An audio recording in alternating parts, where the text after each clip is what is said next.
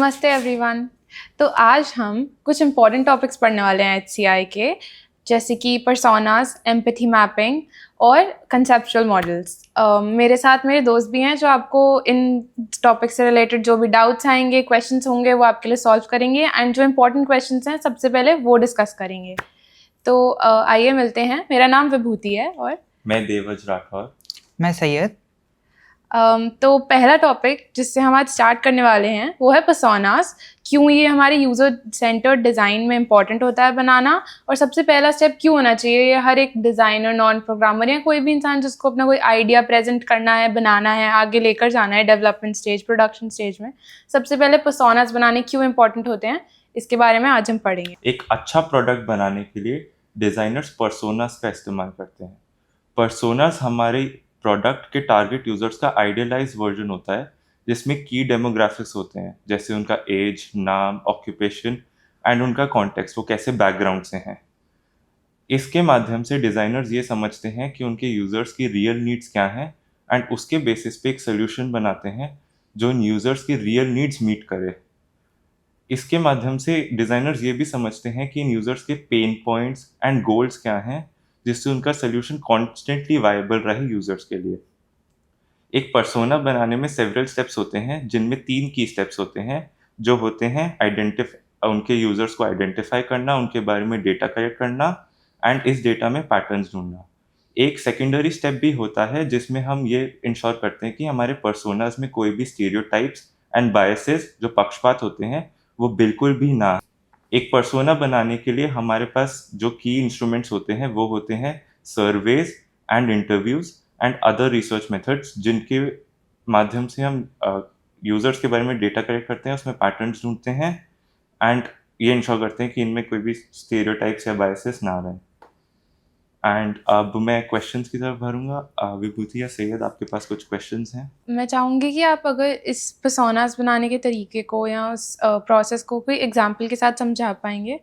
तो शायद वो अच्छे से समझ आए। जैसे अगर हम सोचे कि एक फूड डिलीवरी ऐप है हमारे पास, तो हमें सबसे पहले उनके यूज़र्स को आइडेंटिफाई करना पड़ेगा। इस एग्जांपल में, एक फूड डिलीवरी ऐप के एग्जांपल में, मेरे जो यूज़र्स होंगे वो होंगे मेरा ऑर्डरिंग वाला क्लाइंट जो रेस्टोरेंट से खाना ऑर्डर कर रहा है, हमारा रेस्टोरेंट जो उस खाने को प्रोवाइड कर रहा है, और हमारा डिलीवरी पर्सन जो उस खाने को रेस्टोरेंट से क्लाइंट के पास लेके जा रहा है।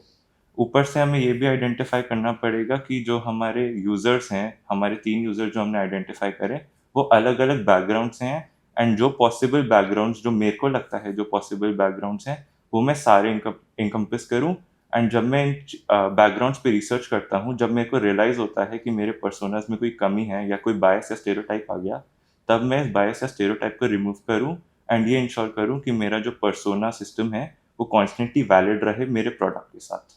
ठीक है, आपने एक्सप्लेन किया कि पर्सोनास के बारे में। मैं ये जानना चाह रहा हूँ कि उसके अंदर हम किसी भी स्टेक होल्डर की, या आपने 3 स्टेक होल्डर आइडेंटिफाई करे, तो उन स्टेक होल्डर्स के अंदर आप उन जो इंडिविजुअल्स हैं, आप जब इंटरव्यूज़ लोगे, सो आपके क्या मेन पॉइंट्स होंगे जो आप उसमें इंक्लूड करना चाहोगे, उसमें जोड़ना चाहोगे अपने पर्सोनास के अंदर, कि मतलब मुझको ये चीज़ें तो चाहिए ही अपने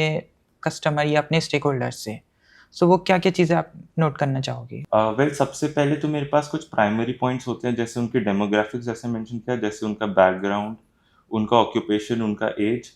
एक एक और चीज़ जो मेरे को हमेशा इंक्लूड करनी होती है वो है डाइवर्सिटी। मेरा जो पर्सोना है वो कभी भी मोनोटोनस नहीं होना चाहिए।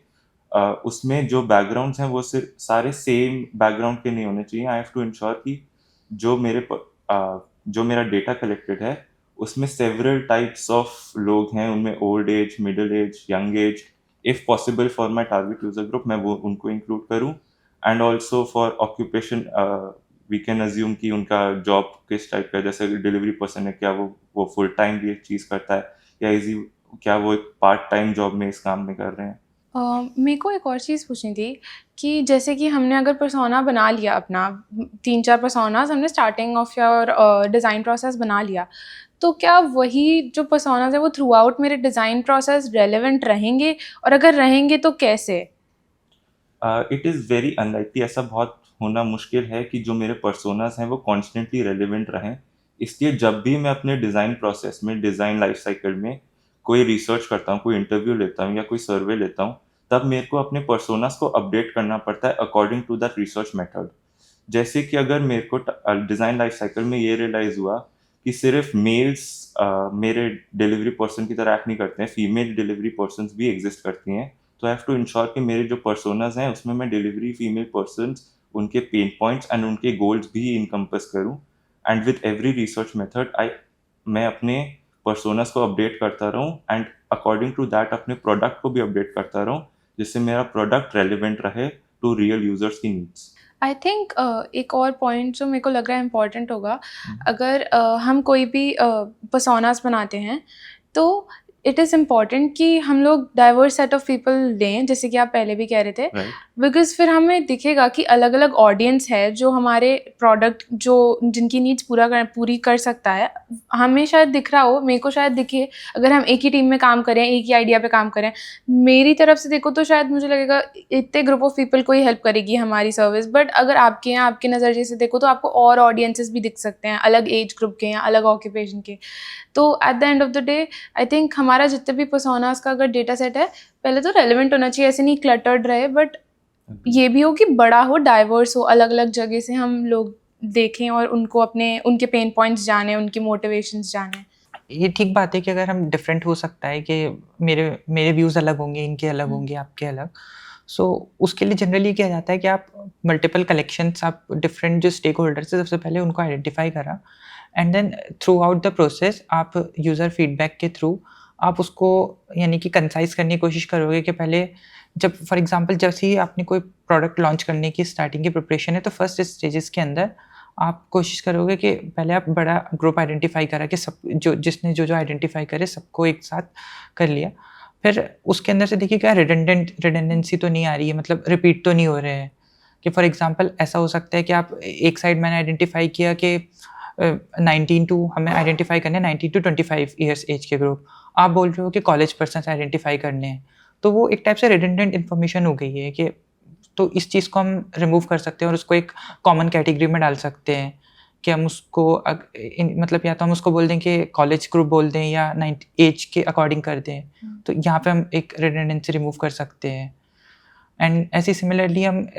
और चीज़ों में भी कर सकते हैं कि आप बोल रहे हो कि वर्किंग प्रोफेशनल्स हैं अगर, एंड देन आप साथ में कंपेयर कर रहे हो किसी और ग्रुप को जो कि उसी से मतलब वही सेम पैटर्न शो कर रहा है कि एक वर्किंग आपने आइडेंटिफाई किया कि एक वर्किंग ग्रुप को आइडेंटिफाई किया जो कि फॉर एग्जांपल बेंगलोर में एज अ सॉफ्टवेयर जॉब कर रहा है, सॉफ्टवेयर इंजीनियर।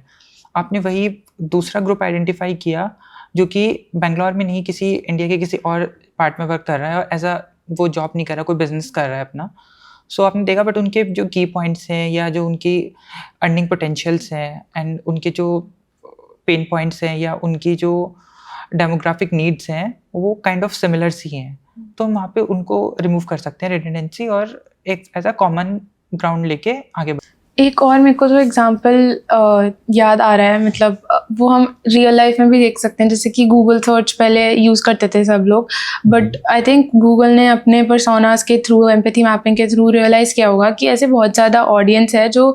जिनको मे बी बोलना आता हो, टाइप ना करना आता हो, मतलब इंग्लिश में टाइप ना कर पाएँ, बोल पाएँ, सिर्फ लिख ना पाएँ, तो उन्होंने वॉइस सर्च जैसे इंजन्स डाले उसके अंदर, अपने सर्च के अंदर, ताकि सारे अलग अलग लोगों के प्रॉब्लम्स केटर हों और सब यूज़ कर पाएँ उसको। तो उन्होंने बायसेस मतलब पक्षपात भी हटा दिए कि सिर्फ जिनको इंग्लिश आती है वो ही नहीं यूज़ करेंगे, जिनको बोलना भी आता है वो भी कर सकते हैं। फिर इंग्लिश भी ऐड कर दिया, लैंग्वेज हिंदी प्लस इंग्लिश, तो ऐसा नहीं है कि ज़रूरी कि सिर्फ हिंदी आती हो तब यूज़ करो, सिर्फ इंग्लिश आती हो, मिक्सचर वाले भी सब यूज़ कर सकते हैं अब ऑडियंस। तो आई थिंक ऐसे छोटे छोटे अपडेट्स भी ला के उन्होंने अपने प्लेटफॉर्म में अपने ऑडियंस बढ़ाए और अपने पर्सोना सबसे पहले बढ़ाए, तभी वो ये सारे फीचर्स ऐड ऑन कर पाए, देख पाए कि इनकी ज़रूरत भी है लोगों को। हाँ, ये इसके लाइक जैसे जब फर्स्ट आइडेंटिफाई किया होगा गूगल ने इनिशियल स्टेजेस में, तो ये प्रॉब्लम आई होगी कि कोई इंग्लिश समझ सकता है, कोई हिंदी। अगर लाइक इनिशियल स्टेजेस में कि गूगल ऑब्वियसली यूएस कंपनी है तो वो उन्होंने इंग्लिश सर्च स्टार्टिंग में दिया, बट जैसे इंडिया में और साथ बाइट साइड इसमें रोल आता है टेक्नोलॉजी का कि जैसे जैसे हिंदी के अंदर जो हमारी जो लैंग्वेज है कंप्यूटर हिंदी को भी अच्छे से प्रोसेस करने लगा, तो एक रोल यहाँ पे टेक्नोलॉजी का भी आता है कि उन्होंने पहले पर्सोनास में आइडेंटिफाई किया कि ऐसी भी नीड है कि लोगों को हिंदी में सर्च करना है, एंड देन जब उस लेवल पे टेक्नोलॉजी पहुंच पाई तो उन्होंने उस सबसे पहले उसी पर्सोनास को जो गूगल ने स्टार्टिंग में क्रिएट किए होंगे अपने टाइम पे, जब इंडिया में या और अलग कंट्रीज में गूगल एक्सपेंड कर रहा था, तो उन्हें जो नीड्स दिखी थी यूजर्स की, तो उन्होंने उस टेक्नोलॉजीज को सॉल्व करने के लिए वर्क किया। एंड सिर्फ हिंदी एंड इंग्लिश भी नहीं, जब उन्होंने बाकी लैंग्वेजेस भी इंकम्पस करी जैसे गुजराती, मराठी, तो ऐसा नहीं है कि एक बार ही उनका लैंग्वेज में डाइवर्सिटी थोड़ी आ गई तो वो रुक गए। उन्हें कॉन्स्टेंटली इंग्लिश, हिंदी, उसके बाद भी कोई करते हैं, उन्हें गुजराती, मराठी, कन्नड़ा वैसे लैंग्वेजेस भी इंक्लूड करी उसमें। हाँ, वही कि लाइक अगर एक पॉइंट पे हम पर्सोनास क्रिएट हो गया है, तो अगर यूजर को फॉर एग्जांपल स्टार्टिंग में नीड होती है कि मुझे से हिंदी में सर्च करने का मिले, अब उसके पास वो ऑप्शन आ गया, तो हमारे पास नीड मतलब हमारा जो एक्सपेक्टेशन है वो बढ़ जाती है। तो अगर कोई वापस अब मुझसे अगर कोई पूछता है, तो अब ये भी डिमांड होगी कि अगर मैं फॉर एग्जांपल अगर बिल्कुल नेटिव लैंग्वेज आती है जो हिंदी भी नहीं, मतलब फॉर एग्जांपल आपने गुजराती का एग्जांपल दिया, तो वो चाहेगा कि मैं हिंदी में भी कर पा रहा हूँ तो मुझे गुजराती में भी चाहिए। सो ये एक अच्छा है कि मतलब पर्सोनास एक्सपेंड हो रहे हैं through out design, through out the process, और ये कंटिन्यूस प्रोसेस है, चलता रहेगा। तभी हम ये सारे जो हम आज मेथड्स पढ़ रहे हैं वो हम कह रहे हैं यूजर सेंटर्ड डिजाइन है, क्योंकि ये मतलब यूज़र से ही निकल के आई हैं ये सारी चीज़ें, यूज़र के पेन पॉइंट, ताकि हम देख पाएँ, समझ पाएँ उनके इमोशंस को, वो कहाँ से आ रहे हैं और क्या चीज़ की उन्हें एक्चुअल में नीड है। ये सब देखने के लिए पहले कॉन्सेप्चुअल मॉडल्स और ये एम्पैथी मैप्स और पर्सोनास को समझना ज़रूरी हो जाता है सारे स्टूडेंट्स के लिए। अगला क्वेश्चन मेरा ये रहेगा, फाइनल होगा मेरे ख्याल से इस टॉपिक का। आपको क्या लगता है कि इसमें सबसे बड़ी मतलब प्रॉब्लम, दुविधा लाइक क्या आ सकती है अगर कोई पर्सोनास बनाने का ट्राई करता है, और फिर उसको ओवरकम कैसे करेंगे? पर्सोनास बनाते हुए सबसे बड़ी चैलेंज जो हमारे पास आता है, जो सबसे बड़ी दुविधा हमारे पास होती है, वो है कि हमारे स्टीरियोटाइप्स एंड बायसेस अनजाने में हमारे पर्सोनास के अंदर घुस जाते हैं। एंड हमें ये इंश्योर करना पड़ता है कि हम आइडेंटिफाई करें कि हमारे ये स्टीरियोटाइप्स एंड बायसेस पक्षपात हैं क्या, एंड उनको, जैसे मैंने पहले बताया था, constant research methods, interview, surveys के साथ हम पर्सोना जब हम इटरेट करेंगे, तब हम ये इंश्योर करें कि ये स्टीरियोटाइप्स एंड बायसेस हमारे पर्सोना से बाहर निकल जाए। मैं एक चीज़ और पूछना चाहूँगा कि आपने पर्सोना से हमने डिस्कस कर लिया कि मतलब एक स्टार्टिंग में जब डिज़ाइन प्रोसेस हम कर रहे हैं एक मतलब इनिशियल प्रोडक्ट के लिए, तो कितने मतलब आप कैसे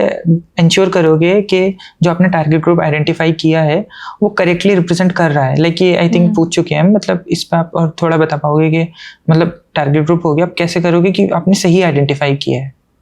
वेल, टारगेट ग्रुप्स जब हम आइडेंटिफाई करते हैं, पहले तो हम पर्सोनास, जब हमारा डिज़ाइन लाइफ साइकिल के स्टार्टिंग फेजेस में होता है, तब हम अपना जो प्रोडक्ट का टारगेट यूजर से बेस है वो आइडेंटिफाई करते हैं। जैसे हमें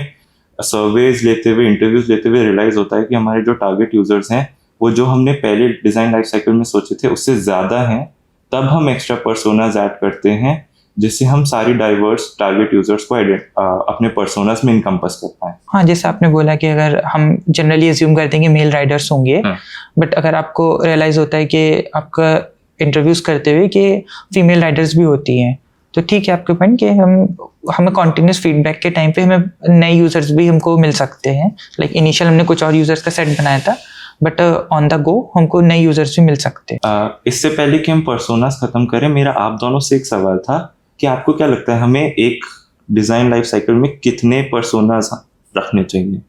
मेरे को लगता है पर्सनली कि ऐसा भी नहीं होना चाहिए कि आपका पूरा डिज़ाइन प्रोसेस क्लटर हो जाए और इतने पर्सोनास भर दो। मतलब ठीक है, अगर आपने लाइक बहुत सारे पर्सोनास ले लिए हैं, बट ऐसा नहीं होना चाहिए कि सबके पेन पॉइंट्स रिपीट हो रहे हैं या बीच में कोई भी रेपिटेशन आ रही है बेसिकली, कि कोई रिडंडेंट, कोई यूजलेस पर्सोना भी आपने डाला हुआ है, ऐसा नहीं होना चाहिए। हाँ, हालांकि आप जितने पर्सोनास चाहो आप डाल सकते हो, बट एज लॉन्ग एज आपने एक पेन पॉइंट गेस कर लिया है, तो उस पेन पॉइंट से रिलेटेड और पर्सोनास रखना अपने जहाँ भी आप कलेक्ट कर रहे हो सब कुछ, वो मेरे को लगता है थोड़ा काम यूजफुल नहीं रहेगा।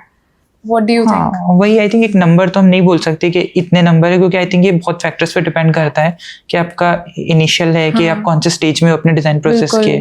और आपका प्रोडक्ट जो है वो मतलब कितना बड़ा है, कितने लोगों को वो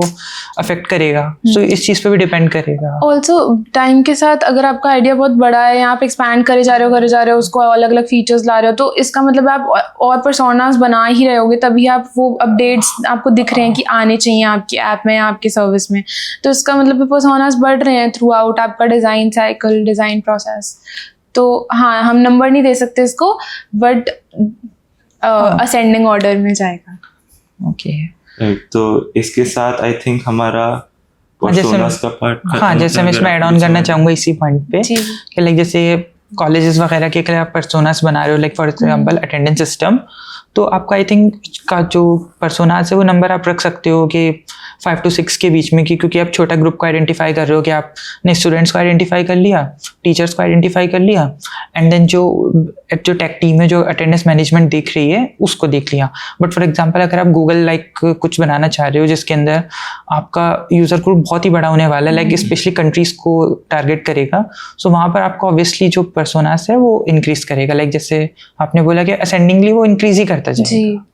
और ऊपर से फिर कंट्रीज आ जाएंगे और नेशनैलिटीज सबकी अपनी अपनी हो गई, और क्लाइंट बहुत सारी चीज़ें होती हैं हर चीज़ में। अगर देखो तो आप कैसे बैकग्राउंड में रह रहे हो, क्या स्कूल्स में जाते हो, डेमोग्राफिक जैसे आपने बोला, ये किसी भी यूज़र का बहुत बड़ा हो सकता है। आप देखोगे तो 3-4 चीज़ें नहीं आती, इसमें बहुत सारी चीज़ें आ जाती हैं। तो सिर्फ उनको संभालना, सिर्फ उसमें बाइफरकेट और डिफरेंसेस देखना ही काफ़ी बड़ा टास्क हो जाता है। तो उसके अलावा भी फिर आप एज और ऑक्यूपेशन लाओ, तो ऑक्यूपेशन से बहुत सारे पेन पॉइंट्स निकलते हैं काफ़ी सारे यूजर्स के, कि वो कैसी ऑक्यूपेशन कर रहे हैं, इनकम क्या है उनकी, इन चीज़ों से भी निकलती हैं, उनकी नीड्स या एक्सपेक्टेशंस पता लगती हैं। तो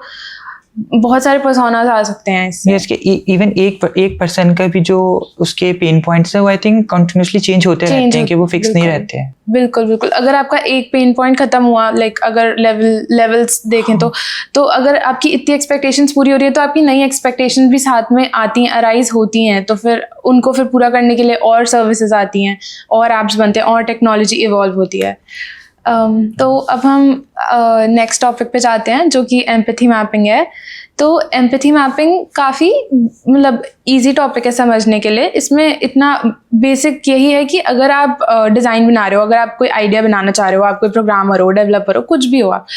ठीक है, आपको अपने आप को पहले तो यूज़र के पैरों में रख कर देखना है और उसके पर्सपेक्टिव से सोचना है कि उसको एक्चुअल में किस चीज़ की ज़रूरत है, क्या चीज़ वो बोल रहा है, क्या चीज़ वो नहीं बोल रहा है। ये सब चीज़ें देखना ज़्यादा इंपॉर्टेंट हो जाता है। तो इसके लिए हम क्या करते हैं, जब हम एम्पैथी मैपिंग बनाते हैं तो हम अपने पेज को 4 हिस्सों में बांट देंगे, 4 क्वाड्रेंट्स में बांट देंगे, ठीक है। एक रहेगा से, think, do and then feel, ठीक है। तो जब हम से की बात करते हैं, से में ये आ जाता है कि वो जो यूज़र है वो अपने इंटरव्यूज़ या अपने सर्वे या फीडबैक में इन सब चीज़ों में क्या बोल रहा है, बस अपने मुंह से क्या बोल रहा है जो हम सुन पा रहे हैं उसकी बात को, बस। फिर हम जब आते हैं थिंक पे, थिंक में यही रहता है कि आपका यूज़र सोच क्या रहा है। हो सकता है वो बोल कुछ रहा हो कैमरा के आगे या आपके आगे, जब आप कोई सर्वे ले रहे हो, रिसर्च कर रहे हो, कुछ भी डेटा आप उससे कलेक्ट कर रहे हो, वो बोल कुछ रहा होगा, बट मे बी वो सोच कुछ रहा है, उसके इंटेंशंस कुछ और हो, उसके मोटिवेशंस कुछ और हो। वो आपको थ्रू द लाइन्स रीड करना पड़ता है कि उसके एक्चुअल में पेन पॉइंट है क्या और क्या वो छुपाना चाह रहा है,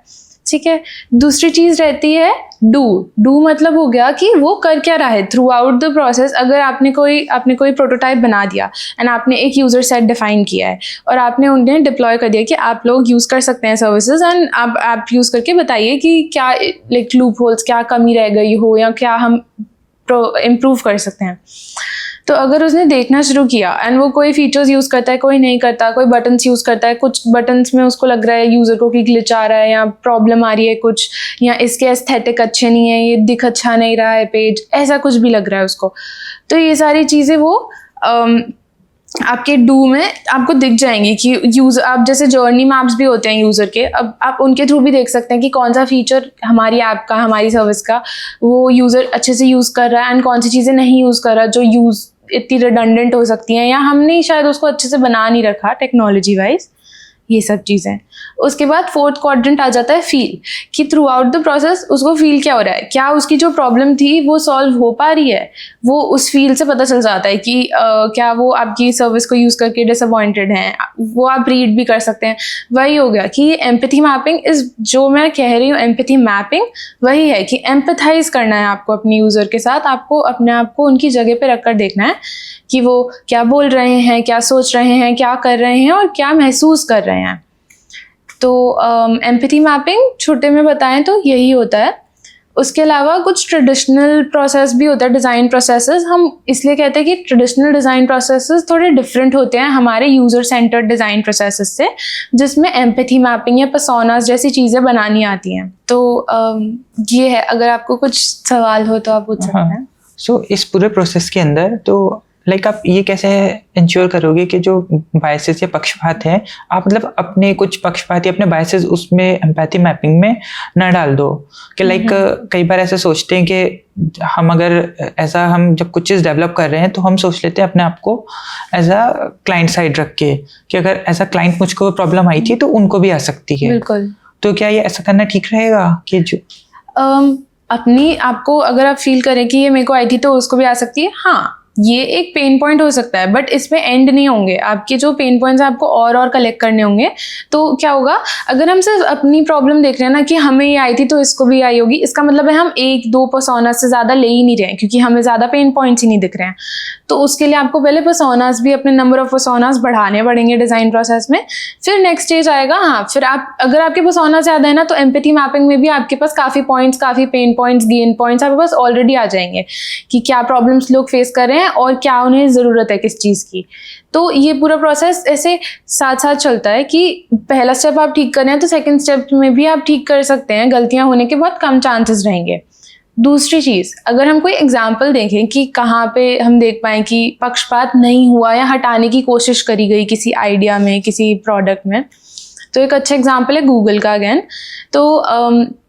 गूगल ने देखा कि बहुत लोग हैं रूरल एरियाज़ में जो रहते हैं गाँव में या जहाँ पे नेटवर्क इश्यूज़ होते हैं, ज़्यादा नेटवर्क पैकेजेस नहीं होते, टावर्स नहीं लगे हुए हैं, तो उनके लिए उन्होंने सोचा कि हम क्या कर सकते हैं जिससे हमारी सर्विसेज उन्हें अच्छे से प्रोवाइड हों। यूट्यूब और ये सारी जो भी चीज़ें, वीडियोस देखनी है किसी को, ये सब चीज़ें प्रोवाइड हो पाएँ उन्हें अच्छे से।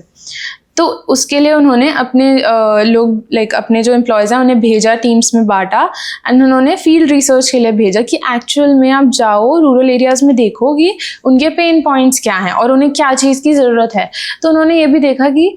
बहुत ज़्यादा यूज़र्स गूगल से यूट्यूब यूज़ करते हैं, तो उन्होंने एक नया फीचर लाया अपने ऐप में कि हम लाएंगे यूट्यूब लाइट, जिसके थ्रू लोग ऑफलाइन डाउनलोड करके रख सकते हैं अपनी वीडियोज़ को और फिर देख सकते हैं। तो उससे क्या हुआ कि जो लोगों के पेन पॉइंट्स थे कि हमारे पास नेटवर्क कम आता है तो हम देख नहीं पा रहे वीडियोस या हमें जो भी देखना है हम यूज़ नहीं कर पा रहे ढंग से सर्विसेज, वो ख़त्म हो गए। तो पक्षपात ऐसे हटा कि उन्होंने ना बहुत डाइवर्स लोगों को देखा कि उनके पेन पॉइंट्स क्या हैं और फील्ड रिसर्च पे ज़्यादा फोकस किया, रादर दैन ऑनलाइन आपको कोई डेटा या टेबल या स्टैटिस्टिक्स मिले, ये नहीं यूज़ किया। इन्होंने एक्चुअल में जा के लोगों से बात करी, उन्हें समझने की कोशिश करी कि उन्हें ज़रूरत क्या है एक्चुअल में, और ये नेटवर्क का इशू क्योंकि एक्चुअल में बहुत प्रेवलेंट था ऐसे एरियाज़ में, इसलिए वो फिर यूट्यूब लाइट लाने का डिसाइड किया उन्होंने। तो क्या हम ये बोल सकते हैं कि personas, empathy mapping and surveys ये एक ही साथ ग्रुप है, ये एक ही साथ आइटरेटिवली रिपीट होते रहता है सर जो सर्वेस है, एंड दोनों को ही अपडेट करता है, पर्सोनास को भी एंड एम्पैथी मैपिंग को भी? मेरे को लगता है जो कह रहे हैं वो मैं अग्री करूँगी इससे, तो क्योंकि पर्सोना, एम्पैथी मैपिंग हो गई, ये सारी चीज़ें आपको रिपीटेडली अपडेट करनी ही पड़ेंगी क्योंकि ओवर टाइम आपका जो यूज़र है वो भी इवॉल्व कर रहा है, उसकी नीड्स भी इवॉल्व कर रही हैं, तो आपको अपने आइडिया को उसके साथ इवॉल्व कराना पड़ेगा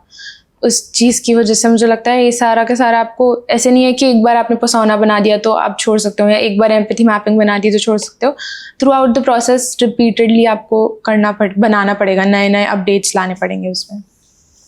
मेरा एक प्रश्न ये है कि आपने एक बार ये एम्पैथी मैपिंग बना दी,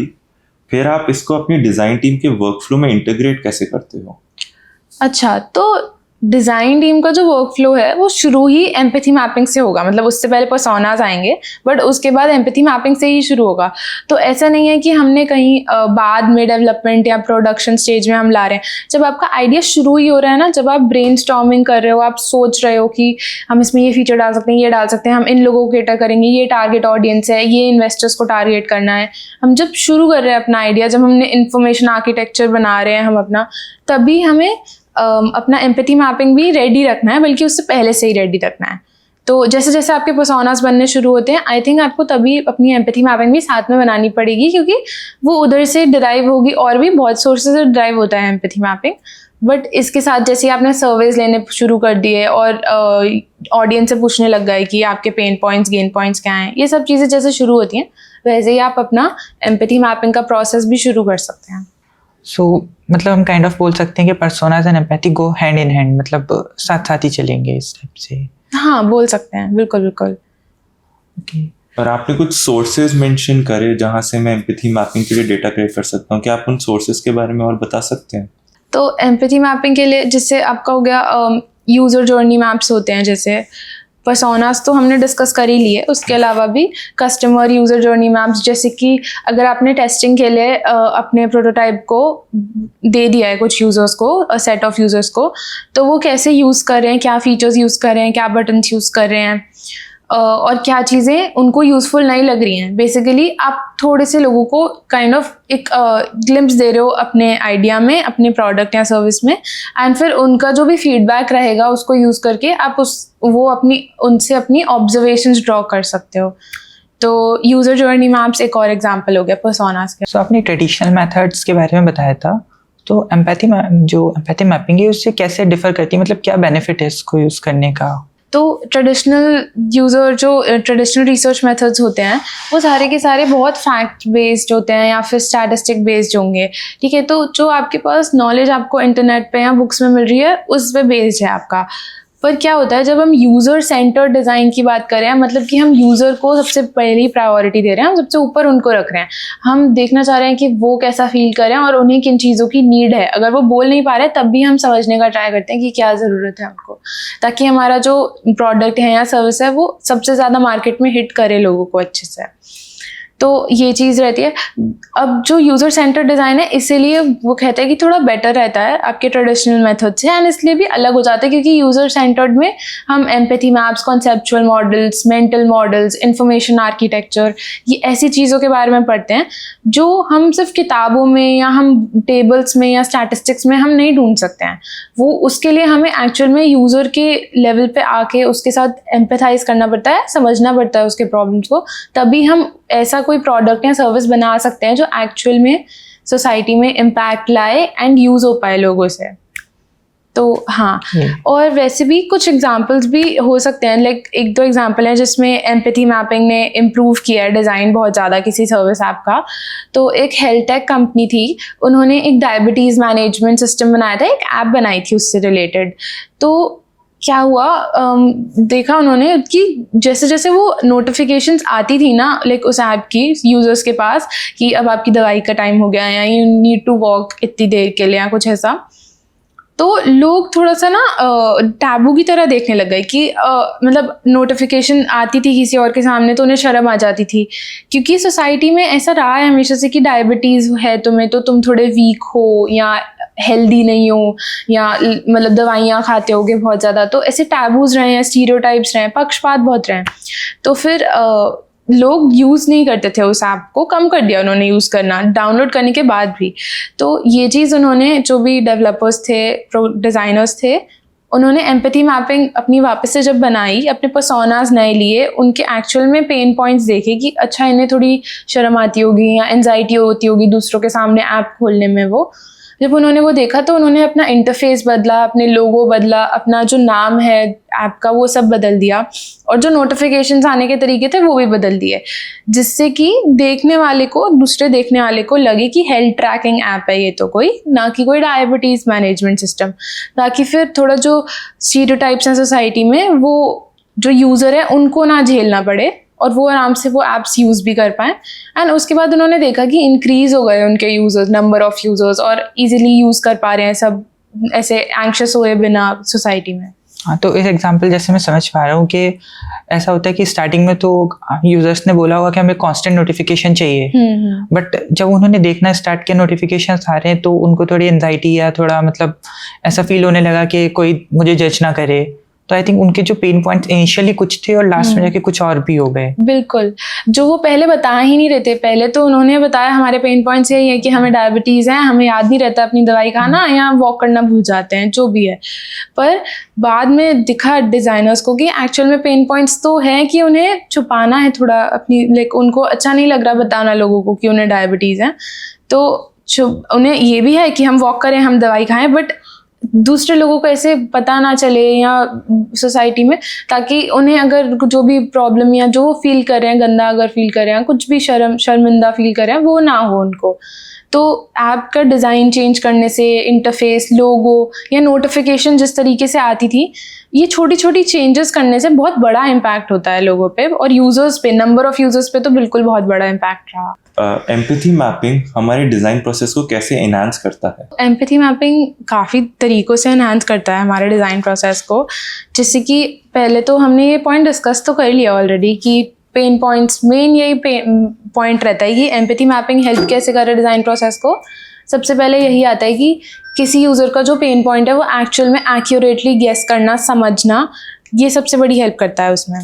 तो इसके लिए भी एक एग्जांपल ले सकते हैं एयरबीएनबी का। आई थिंक हम लोग को पता है एयरबीएनबी यही ऐप है कि आप जिससे ऑनलाइन रेंट कर सकें कोई भी स्पेस रहने के लिए।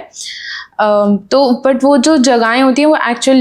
लोगों ने ओन की होती हैं, रादर दैन होटल्स या कोई बड़े एमएनसीज या ग्रुप्स ने। तो क्या रहा, जब एयरबीएनबी बन रहा था तो उन्होंने स्टार्टिंग में नोटिस किया, जो डिज़ाइनर्स हैं, डेवलपर्स हैं, कि इनमें लोग क्या कर रहे हैं, जो यूज़र्स हैं ना, जो अपने प्लेसेस को रेंट पे डाल रहे हैं उधर, उनको थोड़ी प्रॉब्लम हो रही है। उन्हें लग रहा है कि वो फील कर रहे हैं, ये उनके फील के क्वाड्रेंट में देखा गया, जो एम्पैथी मैप्स में निकला, कि जो लोग में भी आएंगे उनका घर यूज़ करने या उनकी जगह यूज़ करने, वो कैसे प्रॉपर्टी डैमेज ना कर दें या कोई गलत लोग ना हो, मतलब प्रॉपर्ली वेरीफाइड हो उनकी प्रोफाइल्स एंड सब कुछ। ये इश्यूज बहुत ना स्टार्टिंग में उन्होंने देखना शुरू किया, जिसकी वजह से लोग अपनी रेंट पे डाल ही नहीं रहे थे जगह, तो एयरबीएनबी में यूजर्स कम हो रहे थे। तो जब ये नोटिस हुआ एम्पैथी मैप्स में, तो उन्होंने आगे जाके अपना डिज़ाइन प्रोसेस चेंज किया, जिसके अंदर उन्होंने ऐप में अपने ऐसे फीचर्स डाल दिए जिसमें लोगों को प्रोफाइल वेरीफाई करनी पड़ेगी अपनी, इससे पहले कि वो कुछ भी जगह रेंट करें। मतलब अपना आधार कार्ड या अपना आईडी कार्ड कोई भी शेयर करना पड़ता है एयरबीएनबी के साथ, ताकि आपकी प्रोफाइल पूरी तरीके से वेरीफाई हो पाए। दूसरा पॉइंट ये भी रहता है कि अगर प्रॉपर्टी डैमेज का, जैसे कि बहुत लोगों को डर था, हो सकता है, तो उन्होंने कहा कि हम इंश्योरेंस क्लेम की पॉलिसी डाल देते हैं कि अगर कोई भी टूटती है चीज़ किसी के घर में या किसी की जगह पे, तो उसके लिए वो क्लेम कर पाए और पैसे उसे मिल पाए वापस, अपने जो भी थर्ड पार्टी जो भी आ रही है रहने के लिए, उससे वो पैसे अपने ले पाए वापस।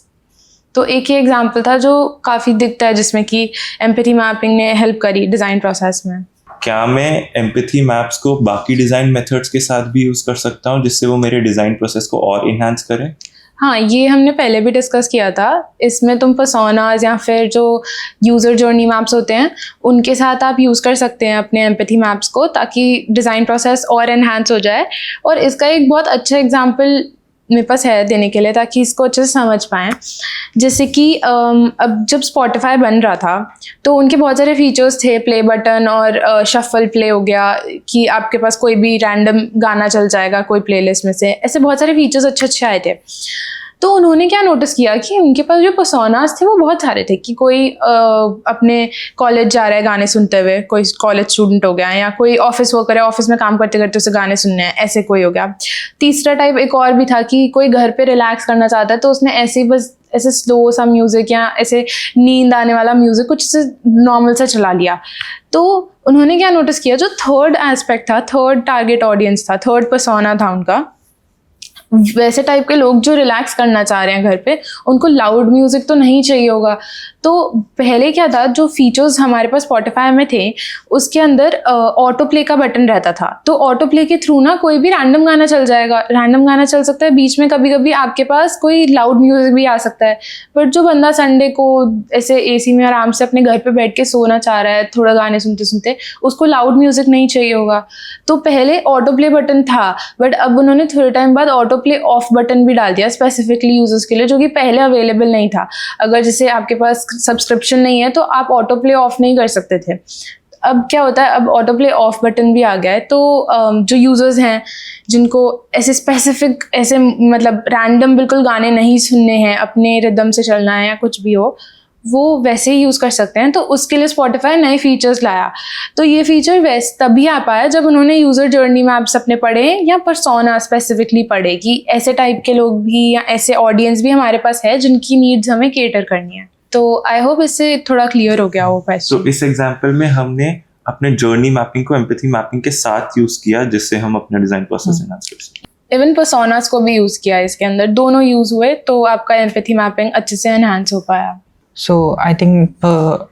यहाँ तक हाँ, अब आई थिंक अब हम तीसरे टॉपिक से हम तीसरे टॉपिक के आगे बढ़ सकते हैं, जो कि स्टार्ट होता है हमारा सबसे पहले हम mental model and conceptual model. So हमने ये सब जो देखा पर्सोनास, एम्पैथी मैपिंग, तो अब ये किस साइड लेके जा रहे हैं हमको, मतलब हमारा नेक्स्ट स्टेप होगा कि हमने मेंटल मॉडल जो होता है, मेंटल मॉडल पहले समझते हैं मेंटल मॉडल है क्या। तो मेंटल मॉडल एक जो यूज़र है हमारा, जो आपका क्लाइंट है या जो भी उस सर्विस को यूज़ करने वाला है, वो क्या सोच लेकर आ रहा है कि जो आपकी सर्विसेज या प्रोडक्ट है वो कैसे वर्क करेगा, मतलब उसके एक माइंड में क्या एक रोड मैप क्या बन रहा है। कि फॉर एग्जांपल कि हम उसको समझ सकते हैं कि अगर एक वो शॉपिंग ऐप पर आ रहा है जिसमें लाइक फॉर एग्जांपल के लिए अमेज़ॉन है, तो उसकी क्या एक्सपेक्टेशन है। तो वो उसको ये होगा ना कि पहले सर्च बटन होगा, उसमें प्रोडक्ट टाइप होगा, एंड देन वो उसकी प्रोडक्ट सर्च होकर आएंगे, फिर उनमें प्राइसेस होगा, उनको कार्ट में जनरली ऐड करने का ऑप्शन होगा, पेमेंट का ऑप्शन होगा। तो ये जनरली जो यूज़र सोच कर आ रहा है, ये हमारा क्या लगेगा, हमारा कि मेंटल मॉडल क्या, यूज़र ने जो एक अपने अकॉर्डिंग जो सोच लेकर आ रहा है यूज़र। अब मेंटल मॉडल में भी ये होता है कि जो मेंटल मॉडल फिक्स नहीं होता है, हर किसी यूज़र का डिफरेंट होता है, वो डिफ़र करता है हमारे पास्ट एक्सपीरियंसेस पे।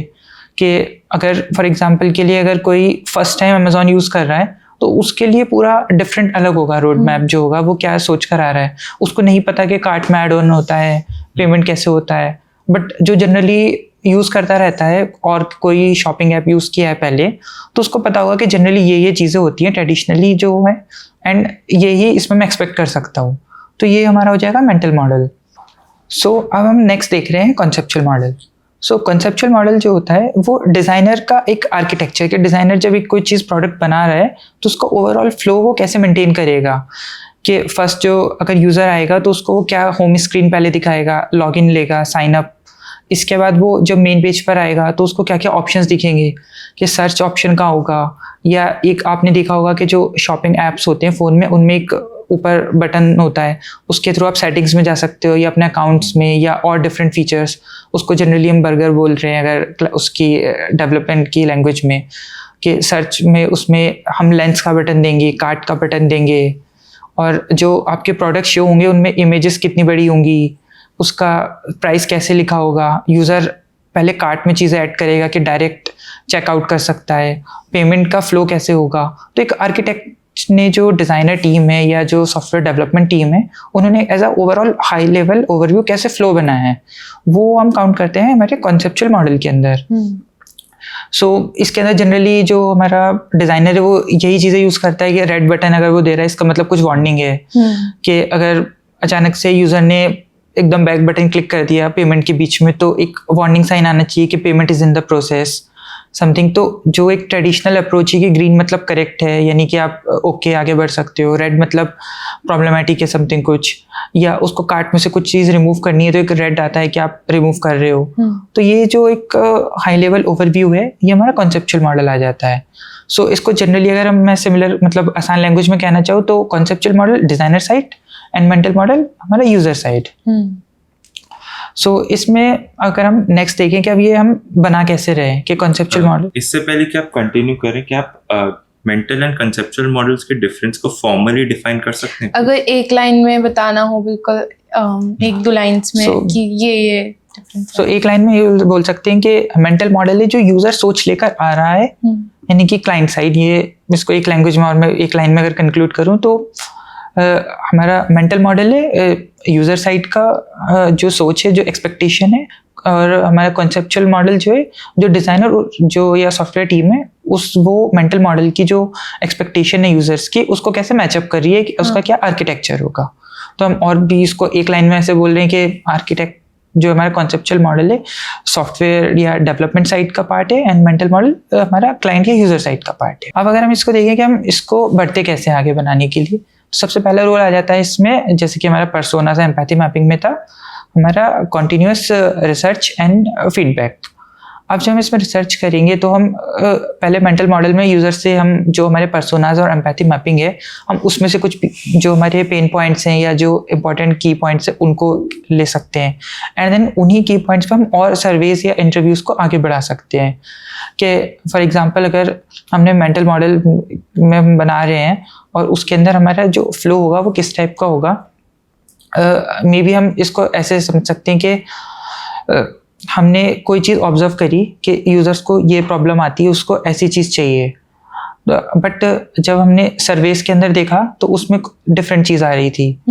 तो हम जो अपना जो हमारा कॉन्सेप्चुअल आर्किटेक्चर है वो एक काइंड ऑफ मीटअप करना चाहिए हमारे मेंटल मॉडल से। एंड मेंटल मॉडल हम जो हमारे, जैसे मैंने बताया कि पर्सोनास एंड एम्पैथी मैपिंग के की पॉइंट्स लेके उन्हीं पे कंटिन्यूअस आगे हम और रिसर्च करके फीडबैक ले सकते हैं, या उस पर जनरल पॉपुलेशन का ऑब्जर्वेशन के बेस पे के, या ट्रेडिशनल अप्रोचेस के साथ भी हम कई बार आगे बढ़ सकते हैं कि जो अगर हम एक शॉपिंग का ऐप बना रहे हैं तो हम जनरली वही यूज़ कर सकते हैं कि कार्ट का आइकन यूज़ कर लिया। उसके अंदर हम चेंजेस ये कर सकते हैं कि कार्ट का आइकन में अगर हम फॉर एग्जांपल के लिए मेडिसिन से रिलेटेड कुछ बना रहे हैं, या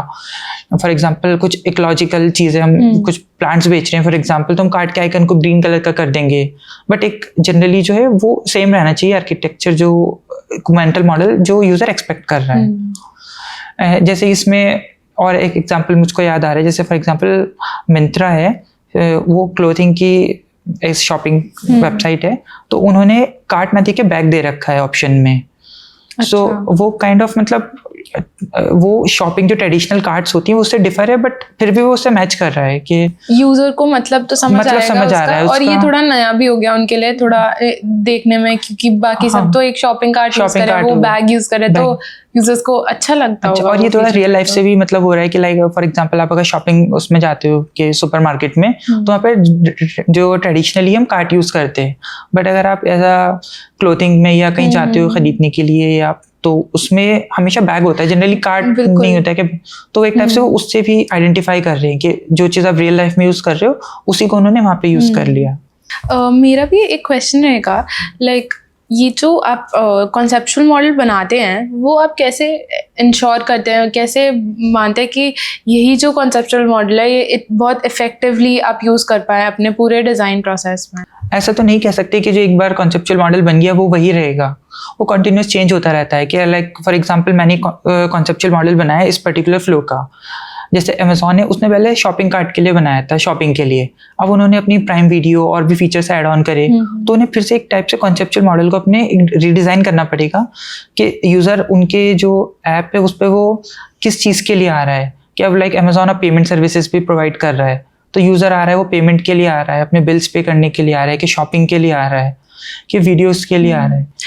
पर हम क्या टेस्ट भी कर सकते हैं इस इफेक्टिवनेस को? हाँ, तो इसके लिए हम कॉन्टिन्यूस आइटरेटिव लूप यूज़ करते हैं। जैसे कि हम पर्सोनास के अंदर एम्पैथी मैपिंग में, कि जैसे जैसे हमारा प्रोडक्ट इंक्रीज होता जा रहा है या उसका जो हम बोल सकते हैं दायरा बढ़ते जा रहा है यूज़र्स का, तो हम डिफरेंट यूज़र्स से उनका फीडबैक ले रहे हैं, उनके बारे में जान रहे हैं, उनके पेन पॉइंट्स जान रहे हैं कि मे बी उनके पेन पॉइंट्स पहले कुछ और रहे होंगे, अब चीज़ें और आ गई तो अब कैसे डिफर कर रहे हैं उनके, या जो मार्केट में नई कॉम्पिटिटिवनेस एप्स आ गई हैं, या जो फॉर एग्जांपल कोई नई चीज़ आई, अब जो साइड बाय साइड मार्केट में और चीज़ें भी आ रही हैं, यूज़र्स अब उनसे भी एक्सपोज है, वो कुछ नए फीचर्स दे रहे हैं, तो आप वो भी देखिए क्या यूज़र्स जो है उन चीज़ों से कुछ उनको मैच करता है, उनकी जो एक मेंटल मॉडल है या उनका जो एक आइडिया है माइंड में कि वो उन दूसरे कॉम्पिटिटिव एप्स के साथ कैसे मैचअप कर रहा है। अगर उनके अंदर उनको कोई प्रॉब्लम आ रही है तो आप वो प्रॉब्लम्स रिपीट ना करो। तो आइडिया इज अगेन के continuous feedback. I think testing जिसको हम, ये अच्छा पॉइंट है कि हम जिसको हम बोलते हैं A/B टेस्टिंग के एक आपने एक प्रोडक्ट बनाया एंड देन उसका फीडबैक लिया, फिर एक दूसरा बनाया, दोनों को कंपेयर करना कि कौन सा बेटर है, कि कौन से पॉइंट्स ऐसे हैं जो कि प्रोडक्ट ए के अंदर बेटर थे, कौन सी प्रॉब्लमेटिक चीज़ें थी बी के अंदर ऐसी क्या थी, फिर उनको साइड बाय साइड कंपेयर करके कुछ एक नया प्रोटोटाइप बनाना। और सबसे इम्पॉर्टेंट है इसके अंदर एज अ डिज़ाइनर या एज अ डेवलपमेंट टीम कि आप हर एक प्रोटोटाइप को पूरा डॉक्यूमेंट करो कि कब क्या चेंज किया, क्यों किया, किस वजह से किया, एंड देन क्या रिजल्ट्स रहे। लाइक एक टाइप से पूरी वर्जन ट्रैक होना चाहिए। तो ये काफ़ी इंपॉर्टेंट पार्ट होता है फ्रॉम द पर्सपेक्टिव जो है हमारे डिज़ाइनर के, क्योंकि आप मे बी ऐसा हो सकता है कि आप थोड़े टाइम बाद जाकर आपको चेक करना पड़े कि पॉइंट क्यों ऐड ऑन किया था। तो आई थिंक ये A/B टेस्टिंग एंड ये काफ़ी इंपॉर्टेंट पार्ट हो जाता है। पर जैसे कि आपने एक और पॉइंट बोला था कि जो मेंटल मॉडल होता है वो बेसिकली कि जो भी यूज़र साइड ऑफ द है कि उसकी क्या नीड्स हैं या उसको क्या क्या चाहिए वो आपका दिखाता है, एंड कॉन्सेप्चुअल मॉडल उन्हीं नीड्स को मैच करने का ट्राई करता है, राइट? तो ऐसा भी कभी हुआ, मतलब इस लाइन से ये पता चलता है हमें कि दोनों कहीं ना कहीं एक कॉमन ग्राउंड में मिलते होंगे, तभी वो यूज़र की नीड्स भी फुलफिल करेगा और वो सर्विस ऐप या जो भी है वो एक्चुअल में अपना काम भी करे, इम्पैक्टफुल भी है। तो ऐसा भी कभी हो सकता है क्या कि वो जो आपने कॉन्सेप्चुअल मॉडल बनाया वो मेंटल मॉडल के साथ अलाइन ना करे यूज़र के? आई थिंक जैसे जो स्टार्टिंग में अमेज़ॉन का ही मैंने एक बार पढ़ा था, तो उसमें अमेज़ॉन का जब स्टार्टिंग में अमेज़ॉन आया था तो उन्होंने सिर्फ उनको लगा लाइक जैसे जो उनकी डिज़ाइनर टीम थी उनको लगा कि यूज़र आएगा, सर्च करेगा और परचेजिंग में चला जाएगा, तो उन्होंने सर्च बार दिया। तो बट जनरली फिर क्या हुआ कि जब सर्च में उन्होंने लाइक फॉर एग्जांपल के लिए उन्होंने कोई सर्च किया, फॉर एग्जांपल के लिए कैमरा, तो उन्हें कैमरा हुआ तो आगे बढ़ गया यूज़र। बट जो यूज़र था, जब मेंटल मॉडल यूज़र का देखा गया तो ये यूज़र से बाद में बात करके उनसे फीडबैक्स लिए गए, तो समझ आया कि यूज़र जो है सिर्फ टाइप करके कीवर्ड डाल के और यूज़र पे डायरेक्ट आगे नहीं बढ़ता, वो एक्सप्लोर करना चाहता है कि अगर वो सिंपल भी आ रहा है, उसने एक कीवर्ड टाइप किया कैमरा, तो मल्टीपल उसके पास वो एक्सप्लोर करना चाहता है, वो डायरेक्ट एक जगह नहीं जाना चाहता। तो अमेज़ॉन ने फिर साइड बाय साइड एक्सप्लोरेशन का भी ऑप्शन दिया कि जो अमेज़ॉन के अंदर कोई भी कस्टमर आ रहा है तो वो सिर्फ सर्च करके ना जा पाए, वो सिंपल उनकी वेबसाइट पे स्क्रॉल करके उन्होंने कैटेगरीज दे रखी हैं कि फैशन, स्पोर्ट्स, या तो अगर वो कोई फैशन में जाता है, स्पोर्ट्स में जाता है, इलेक्ट्रॉनिक्स में जाता है तो इलेक्ट्रॉनिक्स में एक्सप्लोर कर सकते हैं कि अभी करंटली मार्केट में क्या आ रहा है, या जो उसके अगर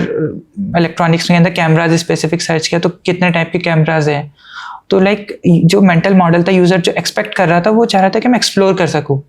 इसीलिए लाइक जैसे शॉपिंग जो सुपरमार्केट्स होते हैं ये इसीलिए सक्सेस होती है कि आप यूज़र को एकदम से बहुत सारी चॉइस दे देते हो कि हमारे पास ये भी है, ये भी, आप इसमें से सिलेक्ट करो। और एक साइकोलॉजिकली कहीं ना कहीं ये यूज़र को अच्छा लगता है कि मुझे चॉइस दे दी गई है, जो चीज़ें हैं वो मेरे अकॉर्डिंग चल रही हैं। अगर उस यूज़र को उसमें से कुछ नहीं भी लेना होगा पर वो ये जान के खुश रह जाता है कि लाइक मेरे पास चॉइसेस तो इतनी सारी है, मैं चुन सकता हूँ इनमें से, मेरे को ये चाहिए, ये चाहिए। तो आई थिंक वो पावर टू चूज भी यूजर्स के पास साइकोलॉजिकली ह्यूमन साइकोलॉजी होती है कि जब हमको ऐसा लगता है हमें कि ये मेरे पास पावर है इसको चूज करने की, तो वो एक बेटर एक फीलिंग आती है। तो यही एक अच्छा एग्जांपल था कि जिसमें फिर कॉन्सेप्चुअल मॉडल को ये जो अमेज़ॉन की आर्किटेक्ट टीम थी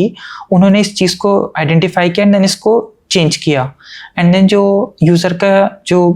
उनकी एक्सपेक्टेशन थी उसको मैच करके कहीं ना कहीं कॉमन ग्राउंड पर आए। पर हम यूजर के एक्सपेक्टेशंस को डिजाइनर्स की क्रिएटिविटी के साथ बैलेंस कैसे करेंगे? व्हाट इफ डिजाइनर्स के मन में कोई ऐसा आइडिया है जो यूजर्स एक्सपेक्ट ही नहीं करते? सो आई थिंक इसके अंदर हो सकता है कि हम पहले उनको इनिशियल फीचर्स दिखाओ जो कि ट्रेडिशनल थे एंड ग्रेजुअली इंक्रीज करो, कि पहले लाइक बहुत कॉमन फीचर्स दिखाए एंड जैसे अगर यूज़र उसके अंदर उसको एक्सप्लोर कर रहा है, इसका मतलब यूज़र उस ऐप के अंदर उसके पास टाइम है या वो उतना टेक सेवी है, हम बोल सकते हैं कि वो उसको देखना चाहता है आगे। तो ग्रेजुअली एडवांस फीचर्स की तरफ जाओ, यानी स्टार्टिंग के अंदर आप अमेज़ॉन खोलते हो तो बहुत बेसिक सा वर्जन आना चाहिए कि उसको ट्रेडिशनल लुक देखना चाहिए कि सर्च बार है, ये सब है। बट अगर वो उसके अंदर और एक्सप्लोर करता है तो उसको देखना चाहिए इसमें फिल्टर्स भी हैं, इसमें प्राइसिंग रेंज भी है, उसके अंदर आप बिल्स भी पे कर सकते हो, उसमें वीडियोज़ के ऑप्शंस भी हैं, एंड देन उसके अंदर ऑप्शंस भी कि अगर कुछ प्रॉब्लम हो जाए तो कॉल अस का ऑप्शन भी है। अगर